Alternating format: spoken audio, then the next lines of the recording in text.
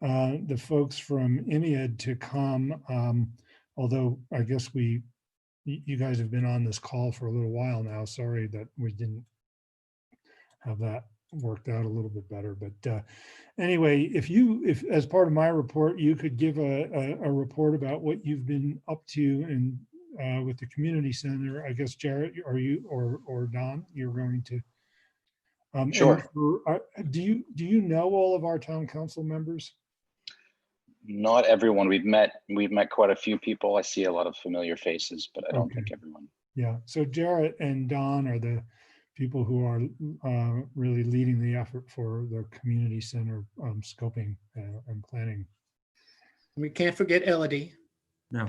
Elodie. Thank Yes. you. Thank you, John. Sorry, I was looking to. I know it's hard with these screens. Someone Where has people are going to show up. So. Yeah. Should we start? Yes, please. Okay, great. I'll kick off and then turn over to my colleagues. So first of all, thank you for inviting us to come discuss the progress on the community center feasibility study that we've been undertaking. So just very briefly, in case you're not familiar with how the project was set up, it's really relying very heavily on the research that we can undertake working with people locally in the community. So there's been a significant amount of engagement directly with members of the community through open call town hall meetings. There's, of course, the advisory committee who we've been meeting with regularly. I think Mike is here tonight and has been super helpful on that. And there are, of course, other contributing members who've kind of guided us to what aspects of the community and the landscape and the site we should be studying most closely. And of course, we have a wonderful shepherd in John Goldner who meets with us weekly to make sure we're staying on track. In terms of our expertise and our partnering consultants on the project, again, we're relying both on local experts. The town was good enough to provide a local avalanche consultant who's intimately familiar with your place, and that will give us invaluable insights and information. And then in terms of constructability and selection of materials and systems that will be reasonable and efficient, that will be part of the scoping proposal. We're relying on Big D, who I think many of you know. They're a large construction company down in Salt Lake City, and we've worked with them before. Then in terms of our own team, from Ennead, Jarrett has really been leading the charge on this, working very closely with Elodie and Kirsten. I don't think Carrie's here tonight. And we also have a few other consultants who are working with us, Atelier 10, who are recognized experts in sustainable design and low impact construction, and also Lyra, our structural engineer, who have a tremendous amount of knowledge in resisting strong lateral forces. Actually, we work with them on blast resistant construction all the time, and if we learn nothing else, it's that an avalanche is quite an impressive blast. So we're happy to have them. So I think with no further ado, I'll turn over to my colleagues to give you the update. Great, thanks, Don. Well, thank you everyone in the town council for having us present tonight. Thank you all for those of you who participated in many of our virtual conversations as well. That's been really helpful. As Don mentioned, we've been embarking on this feasibility study for the community center site. We've gotten through a process of having many of these community level engagements and working with the advisory committee to determine a space program for the proposed community center. And we'll show you a little bit about that tonight, where we've arrived to. We've set some guiding principles, and we've started to understand some of the logistics on the site. So we want to share with you a little bit about where we are currently, and then where we hope to go in the next month or so as we look to develop conceptual designs and share them with you, and then roll this all into a report which will be used to understand a better sense of the cost for this potential project in the future. So as I mentioned, I just want to recap a little bit. Elodie and I will talk a little bit about the process that many of you participated in, and then I'll share with you the program and maybe highlight some of the key spaces that we've sort of figured out with the advisory committee that we're quite excited about, and then share with you what we think our next steps are.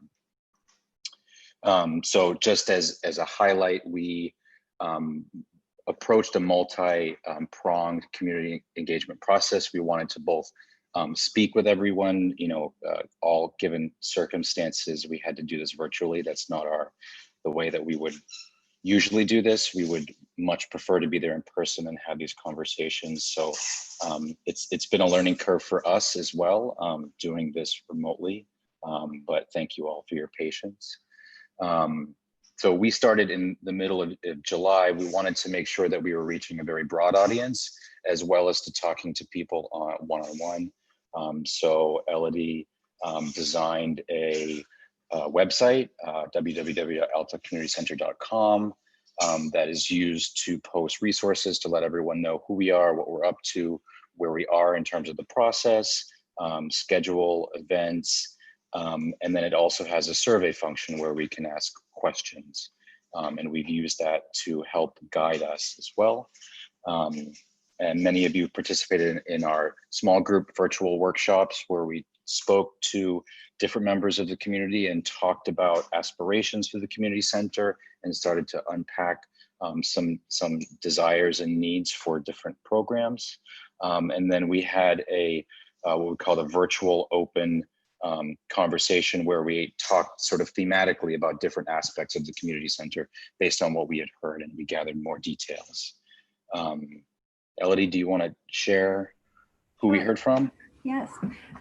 So it was, like Jarrett said, a kind of a three-pronged approach. The first one being the website that would have the largest reach, be seen by the most people. So we had 50 unique survey responses there, where we were able to gather data from what makes Alta unique to the responder, to what programs they attend and what vision they have for the community center.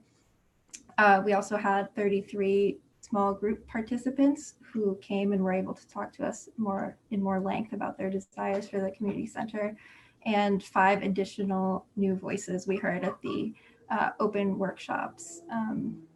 The breakdown of overall was that 60% of the people we spoke to either live or work in Alta year round, 23% live or work in Alta seasonally, and 17% are visitors or have been previously affiliated with the town in some way or another. The survey itself skewed more towards the visitor, and then the small group participation chats skewed more towards the people that live and work in Alta year round. Great, thanks, Elodie. We feel pretty good that we spoke to many of the people that we had hoped to. So again, thank you all.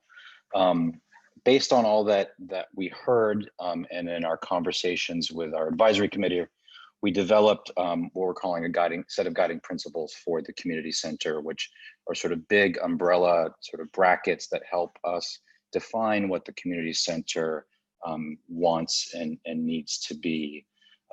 So I'll just read these. I think they're all sort of big statements, but help us sort of narrow the trajectory of the vision of the center. The community center is envisioned as a resource where the Alta community will gather for the well-being of its members. So we've talked a lot about different programs that ACE puts on. We also talked about physical activity. We also talked about mental health. So we're really looking at wellness as a kind of overarching need to socialize, sometimes actually even space to get away and not socialize. So centering around community well-being was top priority. It was also, we sort of unpacked the need for the center to articulate the story of Alta, both from the perspective of its history, but also its ecologies, and educate folks who may be visiting about the ongoing stewardship of the place. We heard a lot about, trailhead facilities where we might begin to tell hikers and backpackers about the environment that they're about to see and explore, and go beyond telling them what to do and what not to do, but actually tell them why. So we think really telling the story is quite important. And also we understand that there's a lot of artifacts from the Alta Historical Society that we might begin to display in the center as a way to talk about the place's mining history and its history in avalanche prevention. Two other big aspects that we talked about: we think that the center will need to be financially sustainable, that it won't be a burden to the town financially, but that it also needs to be an exemplar of environmental stewardship. So it needs to have a high sustainability benchmark. And we'll talk a little bit in a moment about how we see that unfolding. So in terms of the program, we sort of worked with the advisory committee to refine everything that we heard, and also from our experience, build in what we know needs to be there to allow the center to function. So we broke that into sort of three broad categories. The first one called must-have. Those are things that the building can't exist without: fire stairs, bathrooms, mechanical space, electrical space, spaces for maintenance, spaces for facilities, those kind of aspects to the community center, which take up about 35% of any project of this size and scale. We also determined things that the center needed to have programmatically, and many of those things are items like space for nonprofit organizations, for ACE and for Friends of Alta, a sort of co-working office space with some, we talked about an idea for some flex offices that could be either rented or utilized by the town or by local practicing physicians. And we also discussed the potential for both the post office as well as the Alta School. So we've sort of taken all of those components and we dropped that into this aspect we call need, which is about 11%, which leaves about half of the building as a would-like, which are all the things that we heard sort of outside of those issues from the community that would be helpful to meet the goals that were stated before. And I'll highlight some of those for you. They included many gathering spaces, multi-purpose functions for ACE events and others. And we can show you some of what we've been talking about. Trailhead, spaces for exhibition for both the Alta Historical Society, potentially a changing exhibition space that could be for local artists or to tell local stories. Very important, this idea of a gathering space, a place for people to come together, a kind of center of the community center. And we'll show you some thoughts we had about that as well. A coffee shop, small retail space. Those really all kind of ground the center together. What we've sort of been able to work through in terms of how this center might begin to function is represented in the sort of bubble diagram graphically on the screen. We imagine that you'd come in the front door, you'd be presented with a lobby. There may be someone there to give you some information or help you along your way, but you really sort of enter into a common lounge, which is the central gathering point within the community center. Around that, a coffee space, a retail position, the post office, which we understand is very important, a place for that people come and see each other very frequently. Off to the left are those activities that are about bringing people together that you might go to a particular event. And those are the multi-purpose functions, the fitness functions, educational programs, the Alta School, and the trailhead here, which would be accessed from the outside upslope. And then we have many programs which go to support the facility, including those facilities functions I mentioned before. In addition, we've been looking at some small housing aspects, someone for what we're calling a caretaker. We think this facility would need a full-time staff position to take care of the facility. So we're accommodating for space for a small apartment for them, as well as an additional apartment for the police force, first responders. In terms of staffing, we're thinking to be quite economical, that we can probably staff the building minimally and flexibly. So there may be someone who's at a front desk position, but they probably do a lot of different things. They might also help folks at the post office. They might also help schedule events in some of the multi-purpose spaces. In addition to that, the retail functions probably would have their own staff and supports. So I'll just take you through some of the primary spaces that we've been thinking about and talking with. We sort of work in the abstract here to sort of envision spaces sort of outside of any design, but it's just to give you a sense of the scale and to make sure that we've got the right amount of square footage earmarked. This is what we're calling right now the community hub, although we're looking for a better name. This is really the center point of the community center where you come in. There's a place to be greeted, an information desk. There's a common lounge for gathering or for relaxing. And around that are the retail functions, the coffee functions, and the post office. So this place becomes a hub of activity because there's circulation happening all around it and people. And of course, you know, we would want to capitalize on the great view looking south there, and that we really see this as the primary center of the community center. And you can see here some of the square footages that we're earmarking. So some of the conversations we've been having with the advisory committee are really about right sizing this to make sure that we're not including too much space, but that we're including just enough. Another big marquee program that came out of many of our conversations is the idea of a large gathering multi-purpose space. Through our discussions, we talked about the idea of a large hall that could be subdivided. So you could open it all up. It could house really large events, but you could also break it down so it could be used for multiple different functions at the same time. So it's highly flexible, highly efficient.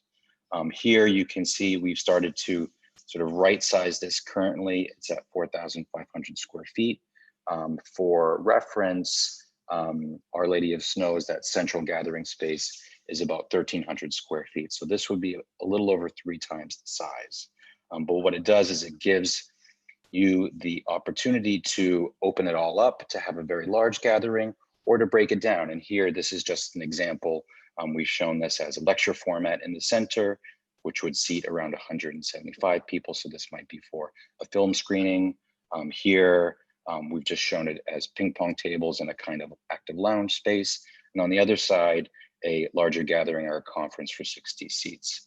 If you can imagine opening that back up and trying to make the entire space full, we can probably fit about 375 people. So that's a really large gathering space. And through our conversations, we talked about that really being a great amenity for the community, both in terms of gathering for events, but even as a leasable function in terms of the financial plan for the center. We've been starting to think about how the space might feel more comfortable. I mean, given the current circumstances we're in, during the pandemic, we're all becoming very aware of access to light and air, access to space. So as we've been thinking about these large gathering spaces, we're also thinking about glass, doors, places to allow natural ventilation, places to be able to see outside so that you don't feel contained. We want this place to feel really welcoming, really inviting, and we think those things are really important. While we don't know where the future holds for us, we're also trying to just be aware about how many people could this hold in a socially distanced event, let's say. So here we've laid it out with 6-foot wide desks, and we fit about 65 people. So you can see, depending on how much square footage per person you use, the amount of people you can hold changes drastically. So that's also another key aspect of the center, and we've talked a lot about the variety of different kinds of uses which are listed off to the right. Some other aspects that we talked about having a dedicated fitness space for some wellness programs, either fitness programs or yoga programs, so that they're not using the same multi-purpose space, so that they can be more clean and more highly maintained. We have a space, 600 square feet for a dedicated education space for some of ACE's programs, as well as a teaching kitchen. Another important program that we talked a lot about is the Alta School. Whether or not it moves here in the future, we just wanted to have a sense for how could it work here.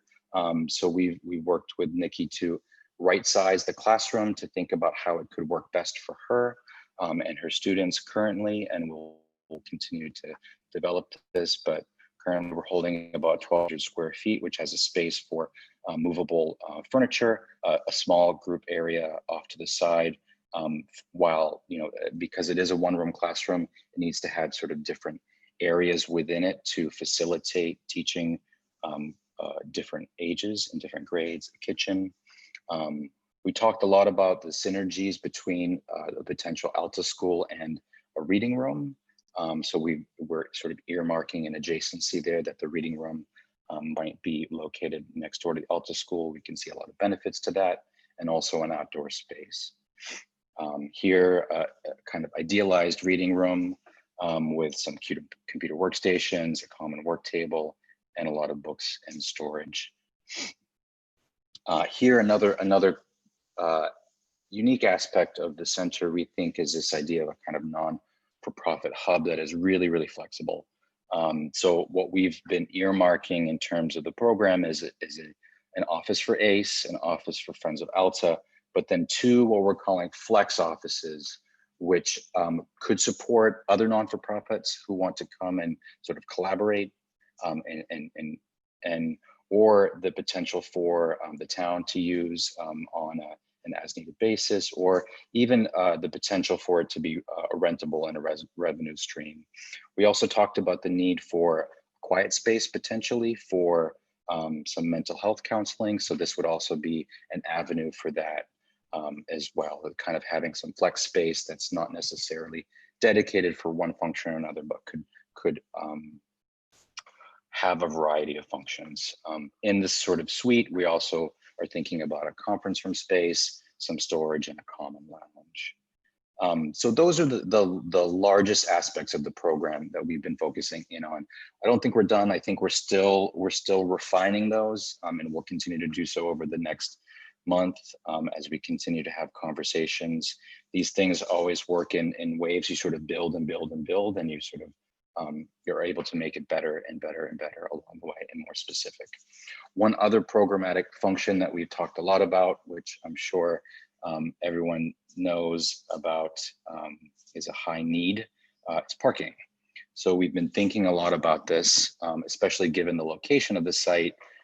Currently, the site has about 54 parking spaces on it. So we initially targeted to try to replicate at a minimum that amount of parking spots. So the community center would not be taking away from spots.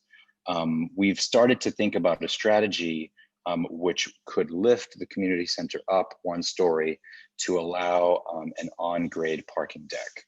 And what that would allow us to do is to have a few more spaces. Maybe that could become a revenue stream for the community center, but it also gives the community center great views. It's elevated, it's above the street, you're not looking into the street, so you're really looking across and into the landscape, which we think is also a valuable asset. One of the things we want to talk to our CM partners at Big D about is whether or not we want to go down a little bit or go up, because we understand as you elevate a building, you start to have to worry about access, ADA, accessibility, trying to get folks up to the level of the community center. So those are all issues that we're starting to understand a little bit better, but these are some of the thoughts that we've had. As Dawn mentioned, we've also been working with the Contour group, Stephen Clark's group, who's our Avalanche consultant. I am by no means an expert, but what they've been doing and what they've been sharing with us is really both fascinating and eye-opening. They've been working very collaboratively with us. We've had several work sessions with them and our design team and our engineers to talk about what are the different ways that we could deal with this avalanche path. They have also been doing on their own a set of analyses, which they're just starting to do, which is really mapping out the primary avalanche flows and the frequency to give us the design loads that we need to design the building in the future. So that's making really great progress, and they've been really fantastic to work with. I wanted to wrap up by showing you a little bit about where we want to go, or where we're thinking about going. And we're sort of, as we get out of the programming phase and we're starting to understand all the parameters that a community center on that site would need, we want to think further past that and try to give you a range of what is expected and what is the potential. So we do this oftentimes by looking at what we call a benchmark, which is a kind of standard case building. What is the way that you would see traditionally a building designed to resist avalanche forces on this site? What does that mean? That might mean a building that has big, thick concrete walls to resist the forces that the avalanche would impose. So is there a way that we can think about the avalanche differently? Could we build the building into the hillside? Could we allow the avalanche forces to flow over the top of the building? Could we break the building apart and allow the avalanche to throw between the building? Could we lift the building up and allow it to flow underneath? And what benefits could the community center have by taking one of these different approaches? Or is there a benefit? So what we're trying to do is design structural systems for each of these potential solutions, and looking at, can we save carbon, reduce carbon by reducing how much we're building? So is there a less concrete intensive solution that might yield a better performing, more cost efficient solution over time? So those are the issues that we're grappling with. And what we hope to do is present you with a series of options and variations for conversation that deal with those particular issues.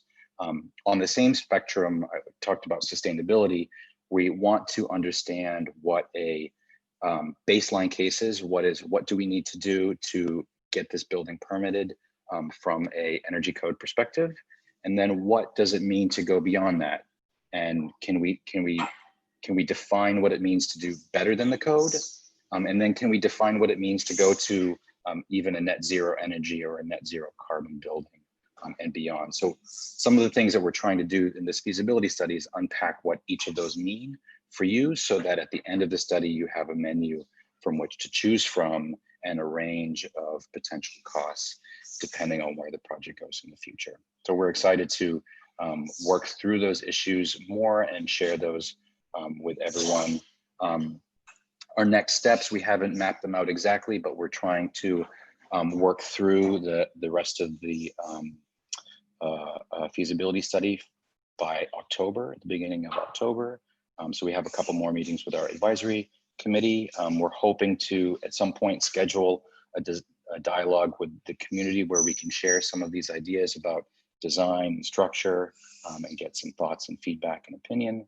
And then, as I mentioned, we're also starting to roll in and talk to our construction manager partners, so that every step of the way, what we're proposing and what we're looking at is realistic and plausible and affordable. So that's where we are. We've been having a really great time of it. It's been very exciting for us. I hope those of you who have participated in the conversations, it's been exciting and rewarding too. We're really optimistic to see where this goes. So I want to thank everyone for having us tonight and offer to answer any questions.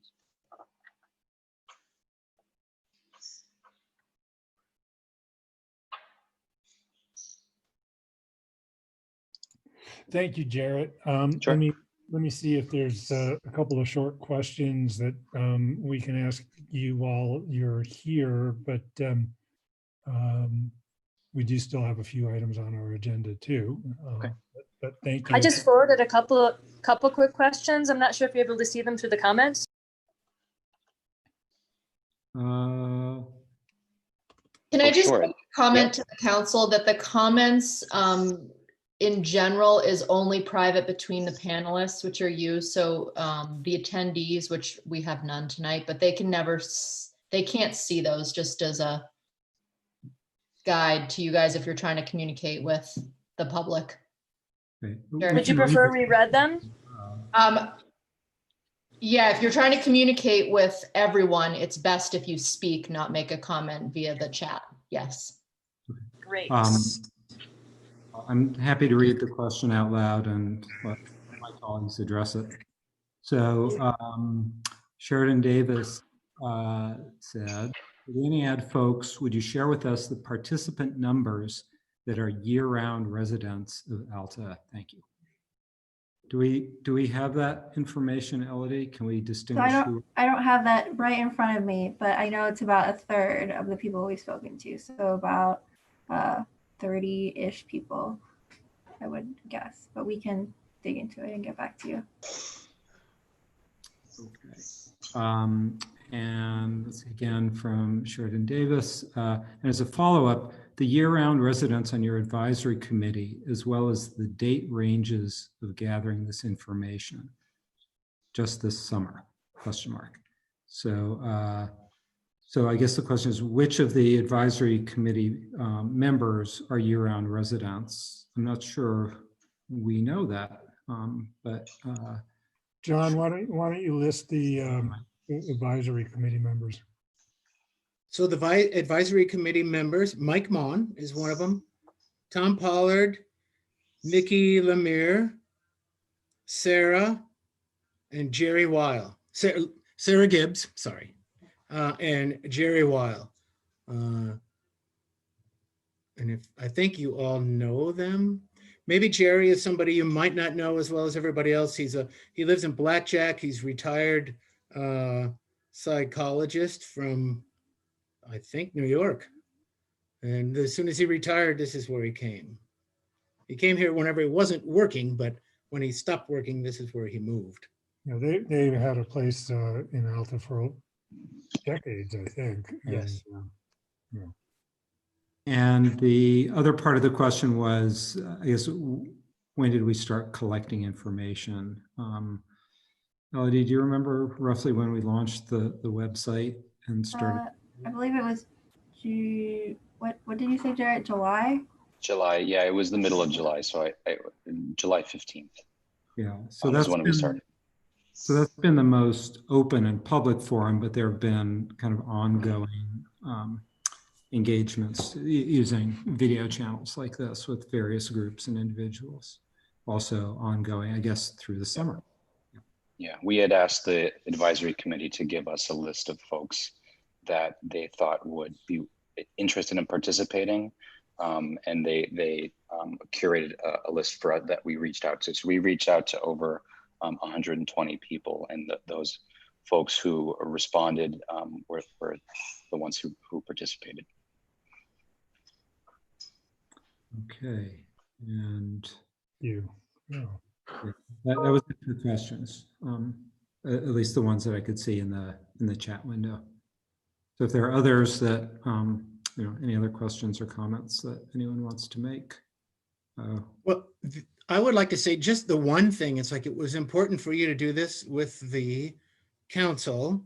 And now, you know, I want the council to be able to engage anytime, not just at this meeting. This meeting, you know, as we kind of got derailed yesterday with the planning commission because of our hurricane force winds, but it's like you're far enough along now that people can say, hey, we love this, we hate this, do that, add this, take that away. But so this is just it's like, here we are, here's where we are. So council members, please weigh in. I just had a question on the website. Is that Do we have a link to that website on the town of Alta? Or, I mean, just so if I have some other residents that want to go to that website, is there a place I could direct them? It's on the website. And what I meant to say was, please weigh in, not just now, but I mean, now you know who they are, where they are, and how to get a hold of them. So. Elise, it's on the community center website page on the Town of Altus thing at the very bottom. You'll see the link to the Ennead page. I'll let some people know. And I just wanted to thank you guys for your presentation. I think everything is really exciting, and it makes me excited to go to an ACE event or yoga, or some of the kids that attend school here. Maybe they'll eventually end up there. And I think it'd be a really, really great spot. So thank you for your work. Yeah, thank you, Don and Jarrett and Elodie. It's been a pleasure. You are all very, very welcome. This has been enjoyable so far, and hopefully the best is still to come. And it's really thanks to the attention that we've been paid by many, members of the community whose love for the place really comes through. So that's a great body of energy for us to try to channel and reflect back to you in the design. Yeah, and I want to thank John Gouldner, who's been really instrumental in our engagement with you. And he's from what I've seen, he's been doing a great job. And I get feedback from Ennead about what a great job John is doing too. So I want to appreciate that. And also thank you guys, everybody involved, for the amazing way of pivoting, given the new technology and the way to do this. It's been pretty effective, I think. Thank you for a terrific presentation. Not only the level of work that you've put into it, but I think equally the level of listening to the community and how that's been incorporated into the work that you've done. Right now I could have about 1 million questions, but I know that you all have already thought about those and another 1 million and how they get incorporated into the process as we move ahead. So we'll get there. Thank you. Okay. I just had one comment, which was something I'm sure you've already considered, and that's that this is all happening kind of during the summer and the fall as a shoulder season, when a number of people are not here, or even in a pandemic when they're not here. And so I appreciate the fact that it looks like maybe the schedule is pushed back a little bit, because I thought originally you were to be done this month, and it looks like you're pushing it back a little bit. And I think that may help get more participation from people who may not be yet tuned into it, and be able to get an opportunity to communicate about it. So I'm hoping that maybe this presentation could also be available. I realize it'll be a bit flat without you speaking to it, but as a way to direct people to look at what the current, or at least what as of September 9 was part of what you were considering. Sure. A suggestion to consider. It appears that this meeting is being recorded, or at least it looks like that on my screen. I don't know whether it's made public, but if you want to take Jarrett's presentation and clip it out and post it, or maybe we could figure out a way to do that and put it. We can put it on the website as well. Yeah, on the website, and that way people could hear some of the explanation, because I think just the graphics alone might be a little hard to interpret. Right. It's just, as you know, since you sat here for much of this meeting, people may be interested in this, but not all the other stuff that came before it. And so to help them be able to get to the meat of what they're looking at, having it separately, so that they could look at that, and maybe a timestamp on this meeting, Piper or Jen, as to where this would occur, so people could go directly to that I'll just clip it, Mark, slide. what they suggested. I can do that. Okay, good. I'll share it with them.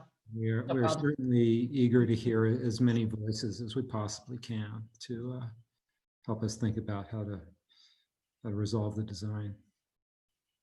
Good. All right. Thank you very much.